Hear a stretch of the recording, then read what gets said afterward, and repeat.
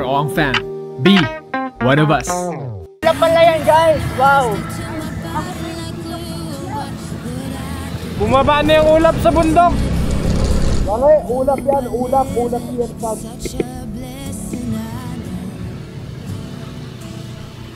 Ayun na! Tony! Ilapit na ako kay Tony! Ba't ako?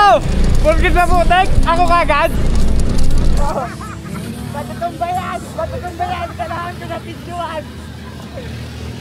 Oy! Ulap! Ay! Sabi naman ulap! Diyan pala nagagaling yung ulap! Yan pala yung source! Diyan pala galing! Scam! Diyan lang pala nang gagaling! Akala naman namin! Huli ka! Akala mo hindi namin malalaman ha?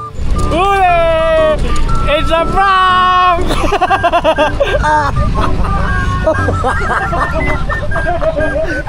Ngayon alam na namin sikreto bakit mamog dito. Kaya para nasa tuktok ka! Para mabilis mapuno! Ayun yung ano, ayun yung owner!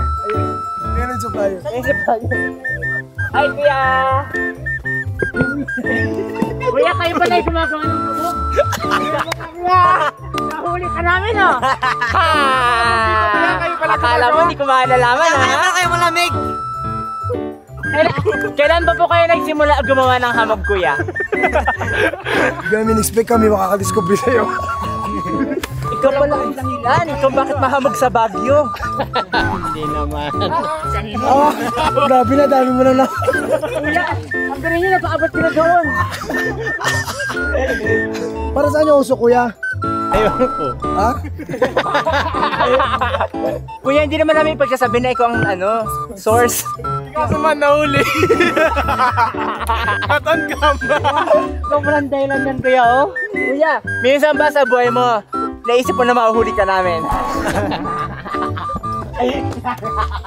Kasi si kuya, bakit na? Kaya ka eh, kala mo natakas na kuya. Ang sekreto ng Baguio.